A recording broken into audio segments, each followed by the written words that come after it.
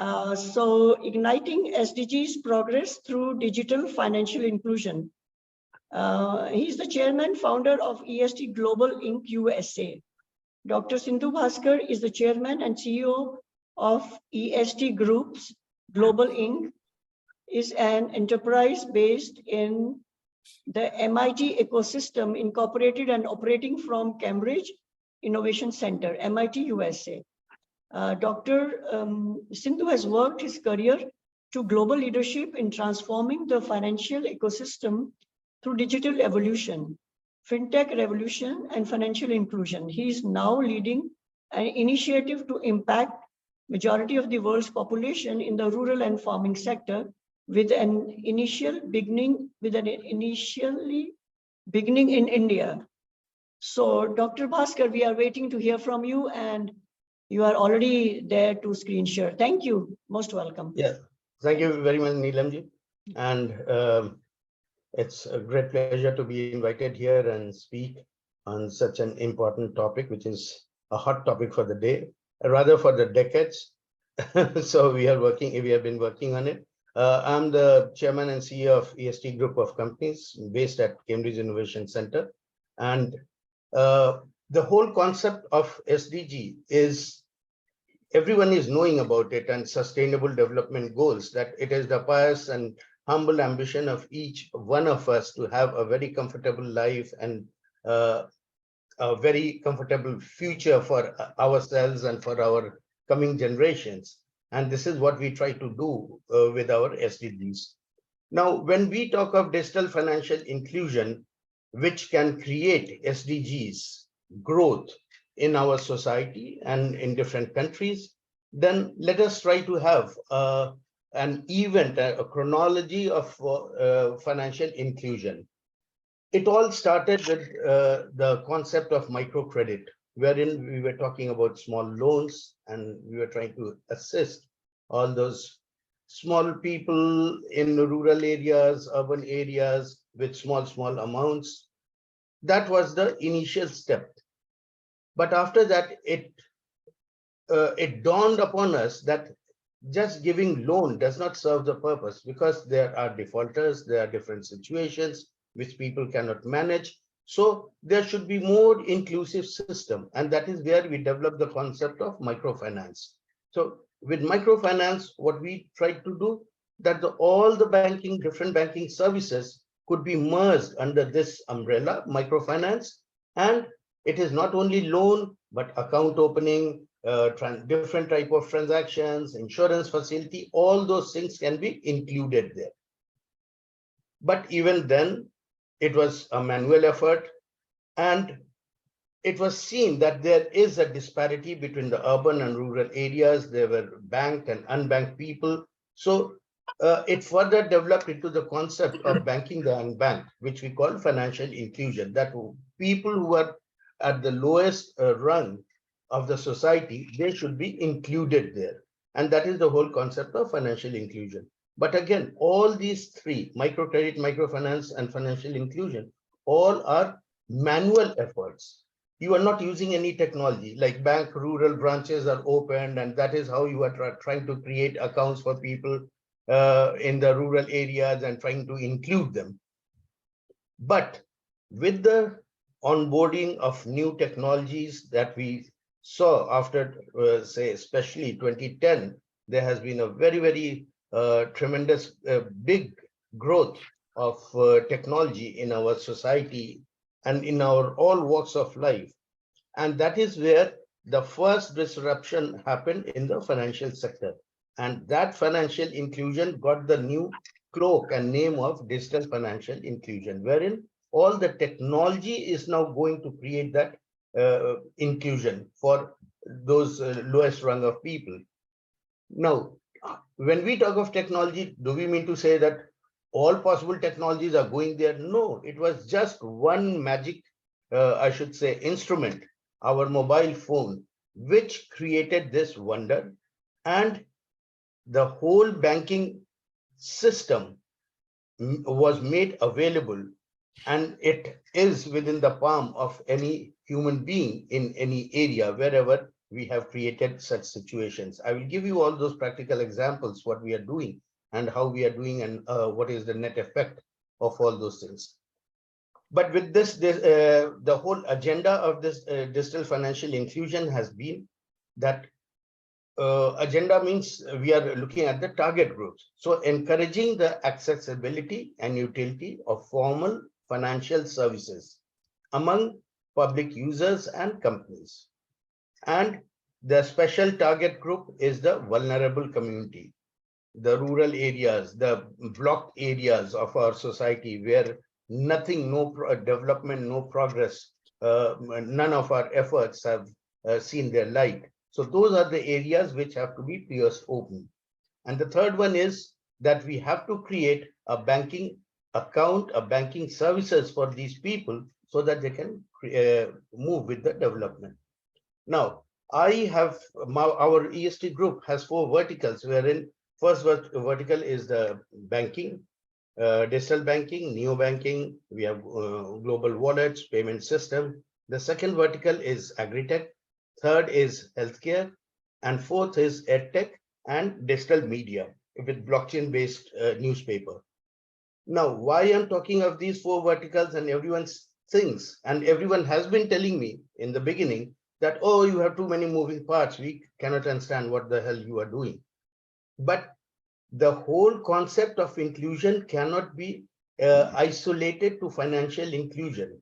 Inclusion has to be inclusive in all possible aspects. That is why my platform has these 4 verticals. So these 4 verticals are not only verticals, but they are also the horizontals. So what they are creating a mesh of ecosystem. If you have just a unipolar or bipolar ecosystem, it is not going to be that successful. Once you have that mesh of ecosystem, it will be very, very successful because all the possible intermediaries have been removed from the system and your own systems are acting as the intermediaries. So whatever benefit you have passed on to the customers by way of reducing your costs and charges, which is the fundamental aim in financial inclusion, that is multiplied and comes back to you. So you will not have a loss-making situation with your enterprise. So that is the benefit of mesh type of ecosystem. And that I have personally experienced. And that is why I moved with it and I created like this. So our model is like for inclusion, it is having 4 pillars: capital aggregation, capital utilization, capital replenishment, and marketplace. So we try to see and try to create the prescription that if we don't have a proper model of capital infusion in these areas, government is giving subsidies, government is giving grants, there are even cash grants, but it is not contributing to the development or not contributing to the inclusion. The reason was when you are making cash grants and when you are transferring funds to the account, everyone has personal needs and at times emergencies, and they will utilize the funds. But when those funds are targeted to specific activities, then what happens? Those funds will be utilized for those purposes. So that is why we created an aggregated model wherein all the different funding institutions could join hands and create the funding mechanism for those rural areas where we have been working. Right now, we have started the pilot project in the tribal area of Jharkhand, and we are seeing, we started with 250 farmers. Now we are developing it. We have further added another 250, so it is now 500. So every quarter we are trying to add more and more farmers because then the whole sequence will get completed. In capital utilization, whatever capital we are creating, we are giving it out to farmers. Now, what we have seen that there is assistance to farmers in name of financial inclusion and make them say cash rich to tackle all the situation in agricultural problems. But what happens, these are very short period assistance, and still our agriculture is based on monsoon. So if it fails, it puts a tremendous pressure on farmers. So what we did, we created a long-term loan. So say 3 years or 5 years, because government has government bonds for rural areas, Kisan Vikas Patra, Kisan Fund bonds. Those are 5-year, 7-year bond with interest coupon of 5%, 7%, 8%. So we created a model like that, okay, it will be a loan for 5 years. And those loans are again amalgamated into a digital asset like a bond and sold to different HNIs with an interest coupon of say 5%, 7%. Now, so with that 5-7% interest coupon, what we are trying to do, we are just creating a margin of 2% for ourselves, and we can give the loan at 9 or 10% to farmers in place of 20%, 28%, like all those micro loans which had been dished out by different financial entities, and which and then Reserve Bank of India had to intervene and take into consideration all those small loans, that how they are trying to applying interest and benefit for themselves by leasing out their call money funds or overnight lending in those markets. So those are the things which we are trying to tackle like that. In capital replenishment, how we will try to replenish the loan that we are giving to farmers. What we did, we created a sinking fund. So supposing first year, good agriculture result. Second year, bad. Now, bad means it is a washout. So how are they going to again restart the whole process?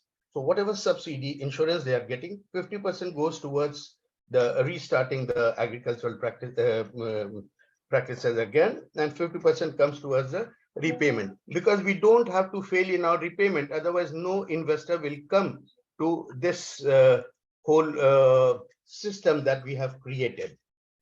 But all these things are only creating the input for the agriculture. If there is no, say, outward linkages for these results from the agricultural practices, there will be no creation of wealth, because you are adding wealth to create something, and that something must further create wealth for those producers.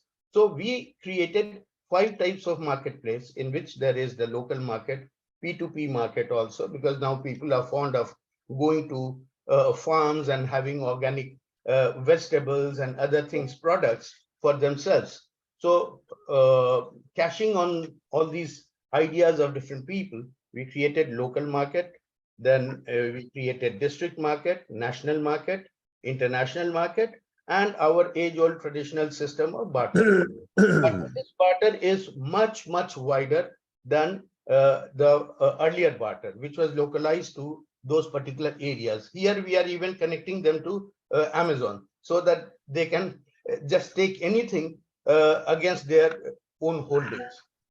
Now, after creating all this marketplace and all, we are in a position to create fund for them, capital for them. But any ideal capital is not going to create any benefit for them. So that capital must be rotated and circulated. Then only it will create more capital. So the whole schema of things that we have created here is like this EST agro ecosystem, in which the banking is assisting. There are different types of lending mechanism and financial mechanism to assist the farmers. When we are working in rural areas, it is not only farmers, but there are rural artisans also. So those rural artisans should become rural capitalists, because the rural economy in India and other developing countries, there is no rural economy. It is an appendage to the urban economy. Now here we are trying to create an independent rural economy by virtue of the capital that is being created out of these agricultural practices and associated practices like dairy, farming, fisheries, poultry, all those activities. And we are even trying to connect to overseas buyers. For that, we have created a system of rural verse, which is like your Facebook, WhatsApp, Metaverse, everything combined together so that they can have interaction with the buyer, between the buyer and seller, and the seller can see the product or the crop of the field in reality, with all the latitude, longitude, which they can further validate with Google Earth, so that they are not getting cheated. And that's how they can close the deal, because the market system that we have offered to them has also all the possible pricing in different market for every commodity. So any farmer can see what is the price of a commodity in different market and how it is going to help them get bigger returns on their crop. So this is how we have created a full system, ecosystem of, because it is also connected to our financial, we have our healthcare, which is again assisting them. I will not like to, because of short time, I will not like to discuss on the healthcare, which is a very, very beautiful product. And it has been adopted by government of Singapore also. They have given us orders. Now some Indian state governments are also giving orders. We are launching it in Africa also. Right now, our agri system is launched in India, as I said, and we are also launching it in Chile in next week, in Ghana in January, and in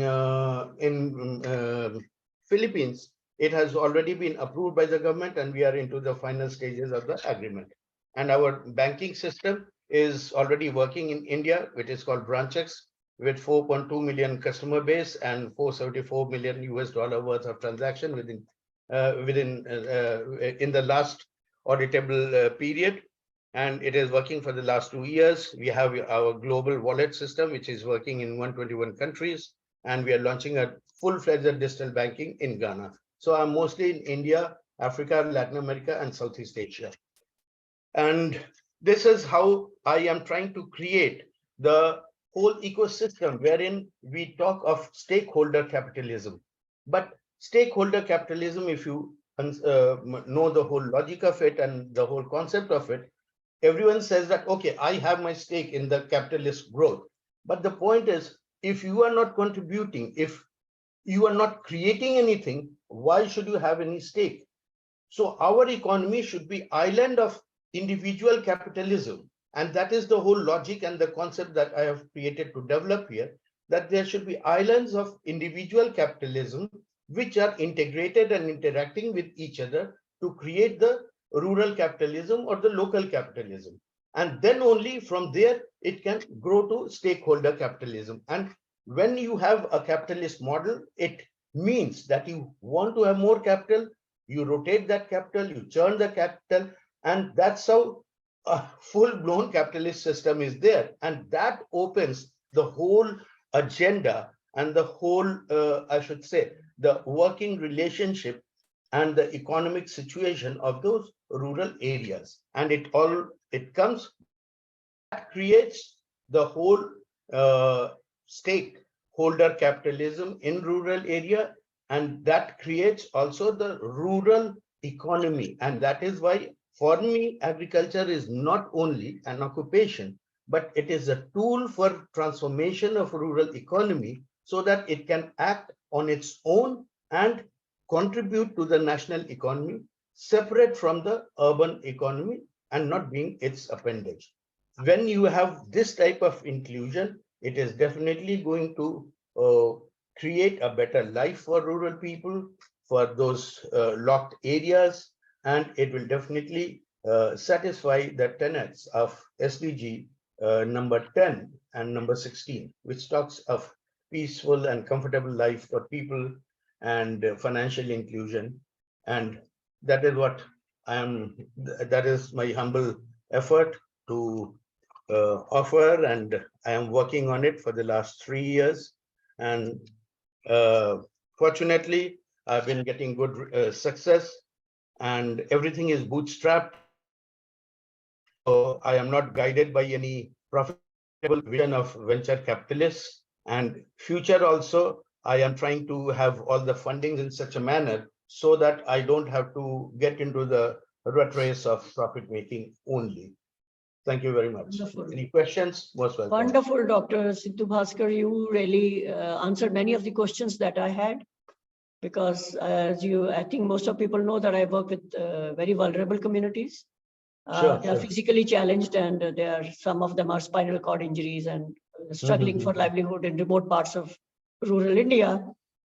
So you have touched, number of points that I will tell you one more thing. If you just give me 2 minutes, my healthcare is trying to provide primary healthcare for all, and especially in those areas where there is no hospital and all. So we have two type of things. One is the hardware, which is like a medical kiosk, in which we are making all possible tests with the help of different technology, IoT devices and all. It starts with like your stethoscope, blood pressure, fundus tests, ultrasound, 70 types of blood tests. So that is very, very good. And that is the first step. The second step is creating a full distribution channel for genuine medicines and vaccines and making it available to people through those kiosks, because that kiosk not only tests, it also connects you to the doctor. The doctor prescribes the medicine, and you have the pill dispenser system there itself. So you can take the medicine there,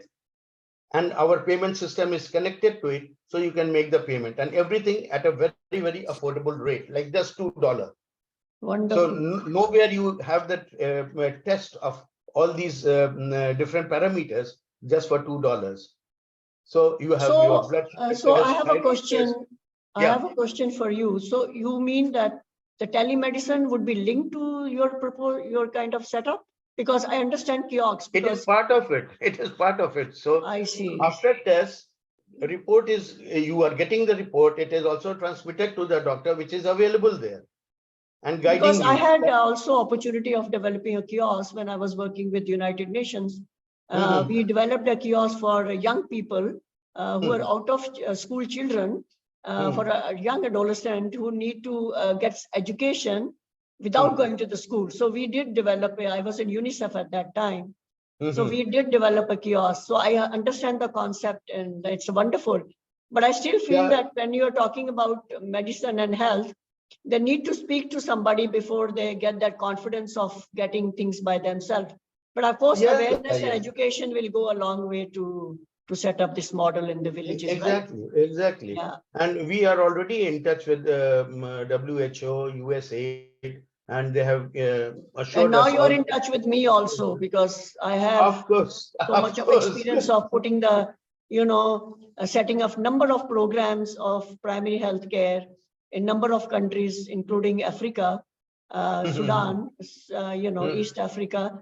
So I think we'll connect at some point, and we can take this sure. discussion Please give further. me your number and LinkedIn, and then all of us can get connected, and Sure, we can this work is together. wonderful, because more and more people this are is in something all that these people may activities. not It is know. much This is better. like when you are describing this, that you achieved all this in 3 years. I mean, this is magnificent. This is a great move. I mean, this is a All great my journey in platforms 3 are years working. if you can do something like this. All my platforms are working. So if you want to see my banking, okay, you check EasyPay Global Wallet. You check branch checks, which is working in India. So You everything see, is people working. like us, who are from medical field and not very much into finance, are even scared of using Google Pay, and people laugh at us. Why don't you use it? So what That I'm is saying is why- that a lot of fears in people's mind. There needs to be a lot of awareness, education on all the work that you're doing. But this is great piece of work, Dr. But that Bhaskar, is why, and ma'am, I'd love to be in touch with you. that is why, ma'am, the EdTech vertical is trying to remove this fear of new technology.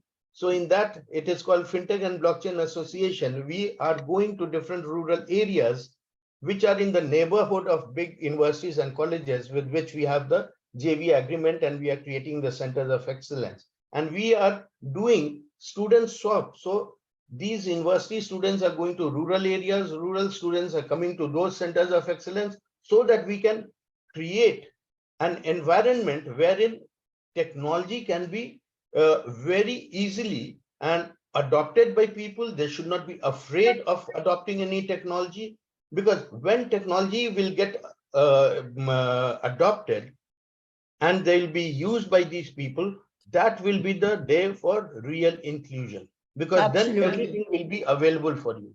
I So completely that agree is with why you. all my different verticals are working towards that agenda. But you know, once you have one message on WhatsApp or on Facebook that, oh, if you use this, this is what happened. Somebody lost so many $1 million.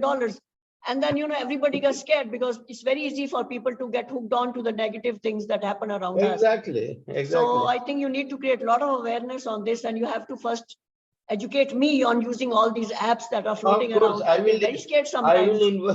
I will invite you to those webinars which we are doing, and all the global speakers are there on different topic for all our students, because they must know, they must have all that knowledge. Wonderful. I will love to. I will love to join your webinars. Please Sure, send me the link. Thank you so much. Sure. Thank you very much. Thank you. Wonderful. This is a wonderful discussion. Dr. Bhaskar, I have a question for you. Actually, all this microfinancing is available at rural area only, or it is available at urban area? I'm actually on board of a Women Entrepreneurs Association, also heading a woman wing at Federation of Industries from Maharashtra. I'm based out of Hyderabad, actually. So we were actually looking for some microfinancing agencies for our women entrepreneurs.